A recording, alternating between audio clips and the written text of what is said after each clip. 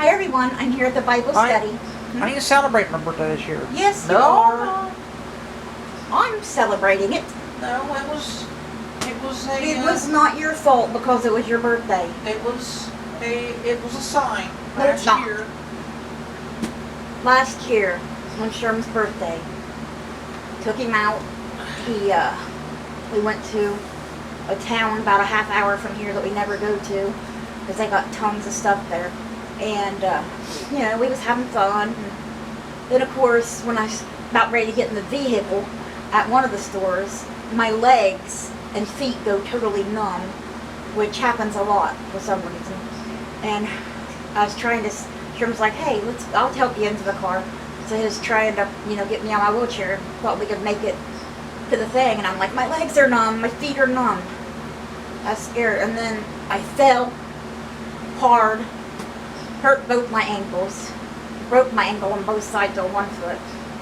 Didn't even bother with getting the other checked. And I was all bruised up. And Sherman thinks it's his fault because we're celebrating his birthday. It is not. It's not your fault.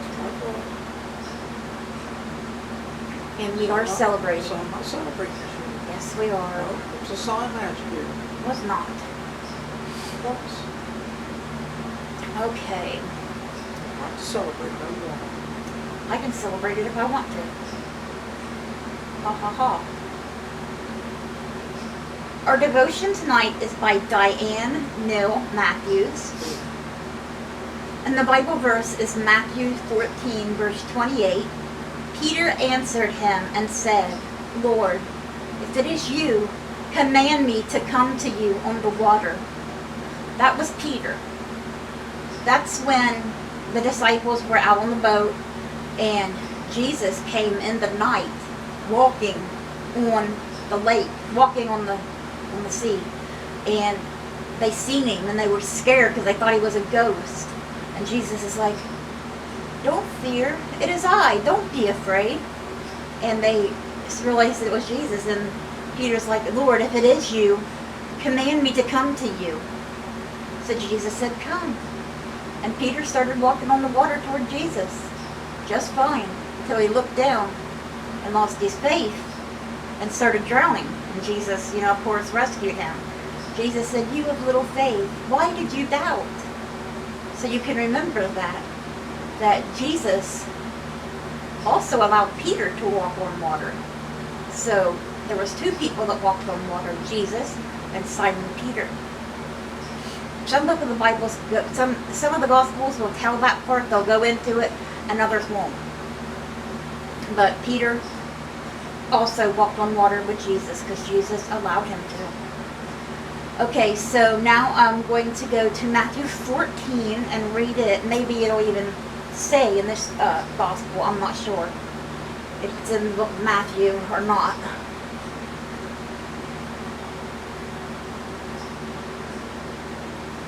There's, the Gospels are the first 4 books of the Bible. Those are the ones called the Gospels, Matthew, Mark, Luke, and John. Okay, so Matthew 27. Got a little bit to read here. Early in the morning, all the chief priests and the elders of the people came to the decision to put Jesus to death. They bound him, led him away, and handed him over to Pilate, the governor. When Judas, who had betrayed him, saw that Jesus was condemned, he was seized with remorse and returned the 30 silver coins to the chief priests and the elders. I have sinned, he said, for I have betrayed innocent blood. What is that to us? They replied. That's your responsibility. So Judas threw the money into the temple and left. Then he went away and hanged himself. The chief priests picked up the coins and said, it is against the law to put this into the treasury since it is blood money. So they decided to use the money to buy the potter's field as a burial place for the foreigners. That is why it is called the field of blood to this very day.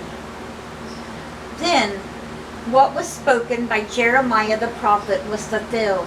They took the 30 silver coins, the price set on him by the people of Israel, and they used them to buy the potter's field, as the Lord commanded me. Meanwhile, Jesus stood before the governor, Pilate, and the governor asked him, "Are you the king of the Jews?" "Yes, it is as you say," Jesus replied. When he was accused by the chief priests and the elders, he gave no answer. Then Pilate asked him, "Don't you hear the testimony they are bringing against you?" But Jesus made no reply, not even to a single charge, to the great amazement of the governor. Now, Governor Pilate, he did not. Is that still there? Drop to the floor with my pen. He did not want to put Jesus to death. He tried to get him, them to not want to kill Jesus. Maybe we'll talk about that. Okay? But Jesus gave him no answer. He made no reply. And Pilate was very amazed. Now, it was the governor's custom at the feast to release a prisoner chosen by the crowd. At that time, they had a notorious prisoner called Barabbas.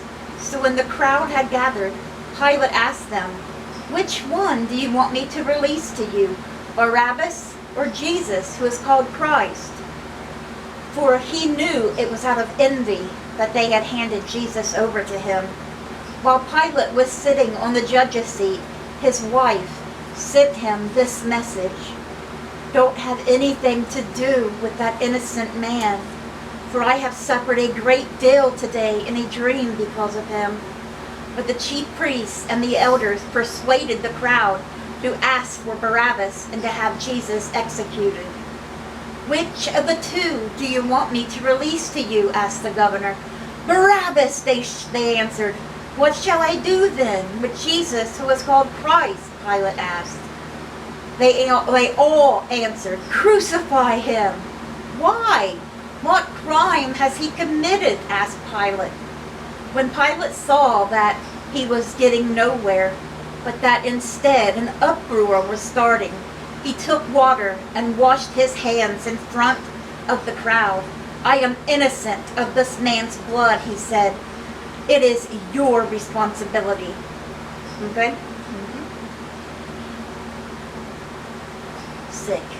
Sick. But Pilate, he did not want to put Jesus to death. He's washing his hands of Jesus' innocent blood. I'm not sure if it tells it on... Oh yeah, it does. Listen to this. What they said, what the crowd said back to Pilate. All the people answered, let Jesus' blood be on us and our children. Even put it on their own children. Then he released Barabbas to them, but he had Jesus flogged and handed him over to be crucified. And I don't know why they flogged him for, but they seemed to do that a lot with everybody that got in trouble, But Jesus was treated horribly before he was crucified. Then the governor's soldiers took Jesus into the praetorium and gathered the whole company of soldiers around him. They stripped him and put a scarlet robe on him, and then twisted together a crown of thorns and set it on his head. They put a staff in his right hand and knelt in front of him and mocked him. "Hail, King of the Jews," they said. They spit on him and took the staff and struck him on the head again and again. After they had mocked him, they took off the robe and put his own clothes on him. Then they led him away to crucify him. Now, I don't know if Pilate knew all of this that the soldiers done or not, but he should not allow that. I don't know if he knew or not. He probably didn't even know. Ain't that awful? You can't just take Jesus away and crucify him. You gotta torture him first and humiliate him. Jesus knew it was going to happen. And he was innocent, and he done it for us. So we could have eternal life in paradise. We chose to. As they were going out, they met a man from Cyrene named Simon, and they forced him to carry the cross, because Jesus was too weak and bloody at that point. They came to a place called Golgotha, which means the place of the skull. Don't sound very appealing, does it? It was outside the city. There they offered Jesus wine to drink, mixed with gall. But after tasting it, he refused to drink it. When they had crucified him, they divided up his clothes by casting lots, and sitting down, they kept watch over him there. Above his head they placed the written charge against him. This is Jesus, King of the Jews. And the chief priests and stuff didn't want Pilate to put that on the cross. They said, don't say that. Put on there that he claims to be the King of the Jews. And Pilate told him, what I have written, I have written. And he wouldn't change it. Those who passed by Jesus on the cross hurled insults at him, shaking their heads and saying, you who are going to destroy the temple and build it in 3 days, save yourself. Come on, come down from the cross if you are the Son of God. Jesus, once again, was not talking about the temple of the church. He was talking about the temple as his body. As his body. You know, they're going to kill him, and in 3 days he's going to rise again. That's what he was also talking when he told them the only sign this generation will get is the sign of Jonah. Because Jonah was in the belly of the well for 3 days and nights, and then God let him out. In the same way, the chief priests, the teachers of the law, and the elders mocked him. He saved others, they said, but he can't save himself. He's the King of Israel. Let him come down now from the cross, and we will believe in him. He trusts in God. Let God rescue him now, if he wants him. For he said, I am the Son of God. In the same way, the robbers who were crucified with him also heaped insults on him. And I don't think it's going to say here in this Gospel of Matthew, but, you know, there was robbers on either side of Jesus, and they were hurling insults at him as well. And one of the prisoners on the cross told the other, leave him alone. He is innocent. We are guilty of our crimes. We deserve to die. And he said, Jesus, please remember me when you come into your kingdom. And Jesus looked at that guy and said, today you will be with me in paradise. From the 6th hour until the 9th hour, 3 hours, darkness came over all the land.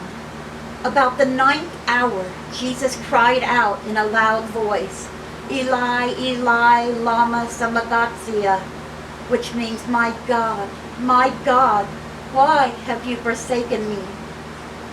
When some of those standing there heard, they said, he's calling Elijah. Why you would think that, I don't know. Elijah is not a god. He is calling Elijah, they said. Immediately, one of them ran and got a sponge. He filled it with wine vinegar, put it on a stick, and offered it to Jesus to drink. The rest said, no, leave him alone. Let's see if Elijah comes to save him. And when Jesus had cried out again in a loud voice, he gave up his spirit. He died.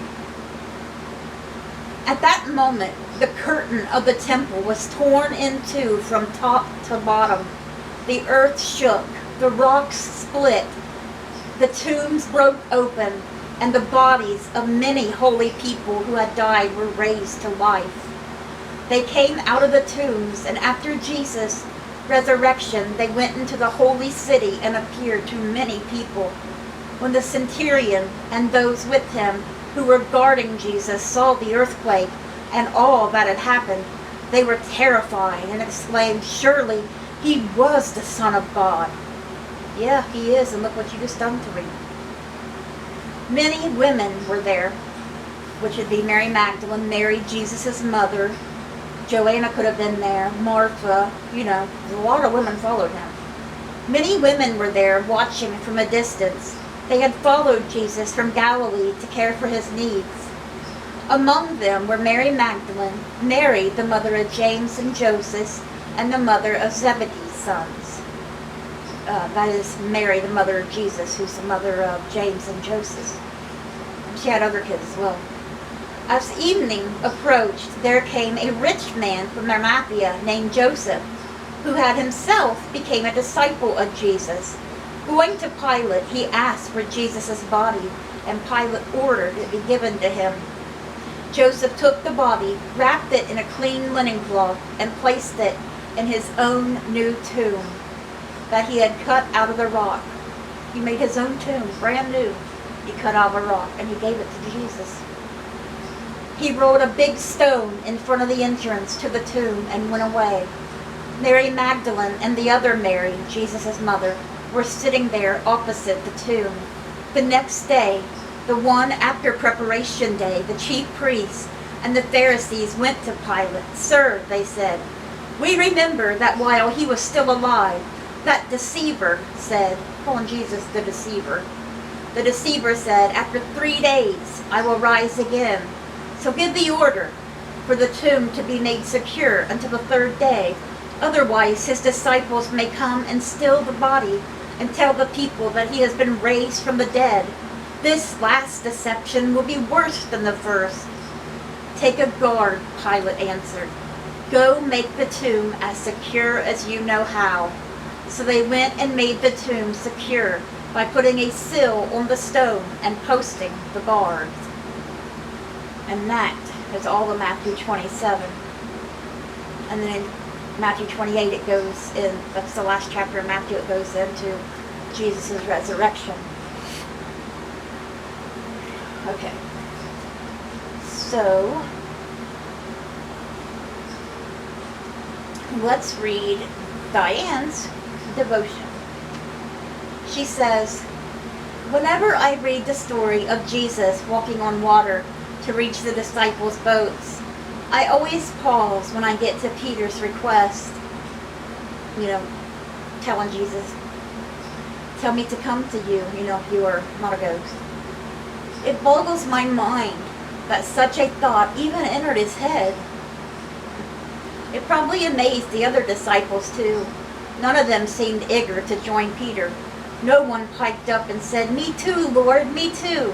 Only Peter asked Jesus to command him to walk on top of the water. On a dark night, in a storm, Jesus said, 'Come.' Matthew 14:29. And Peter didn't hesitate.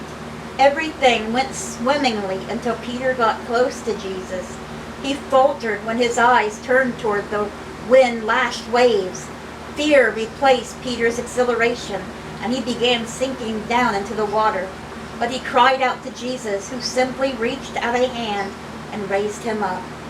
The two of them together walked on the water the rest of the way to the boat. I've never desired to walk on water, but this passage reminds me of how often I've limited myself in my Christian walk. Haven't I held back from serving Jesus in a certain area because I didn't think I was good enough? You're all good enough. Who says that? God says that, not me. Haven't I ignored a long cherished dream because it seemed impossible? Jesus is waiting for me to get out of my comfort boat and join him in doing something amazing. I want to always remember that when my courage falters, he'll be right there to reach out his loving hand. Amen, and he will. And your homework from Diane. Are you wondering if Jesus is calling you to do something that seems scary? Ask him to give you clear commands to follow. Amen. All right, guys. Now, everybody get ready for the animal devotion. Everybody pick your animals. No. Okay, Sherman picked the dog. What do you guys pick? Let's see who got it. This is one we've never had before. Bible verse. 1 Peter chapter 5, verses 6 and 7. Therefore, humble yourselves casting all your care upon him, for he cares for you. And this devotion is by David L. Winters. After a tough week at work, I looked forward to what promised to be a fun, relaxing cookout at a friend's farm. Even more than reason, Tim and his wife had recently begun raising alpacas. Raising alpacas along with their other animals. Motivated mainly by the elevated price offered for alpaca wool, Tim didn't realize at the start how much joy the animals would bring to his world. In addition to my buddy and his immediate family, Tim's adult children and 3 of his grandchildren awaited me when I arrived. We laughed and enjoyed a delicious meal of burgers and a wonderful assortment of side dishes.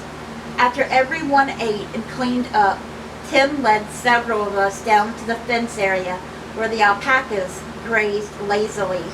Watching his grandchildren's faces light up fed my soul. The older boy ran ahead excitedly, and the alpacas began sauntering over to this direction. Before long, each of us was enjoying one-on-one time with an alpaca, separated only by the split rail fence. We petted, talked to, and fed the gentle beasts. Their large eyes and furry faces captured our hearts and fed our souls. A particularly beautiful alpaca with blonde fur rubbed her head next to mine, urging me to continue scratching her neck. Penelope probably could have stayed there for another hour or so if I had been willing. The sounds of children giggling and adults whispering to these magnificent beasts totally washed away the baggage of my week. Thank you, Lord, for creating such lovable and amazing animals. The alpacas turned my gray skies to blue and reminded me how great life can be in our Father's world. Now, godliness with contentment is great gain. 1 Timothy 6:6. Sure. Alpacas. Yeah, done. See. Okay, guys, so that was our Bible study for today. Let's see if you can see my professional alpaca drawing. Meet the bird. You see him? Yeah. See how professional that looks?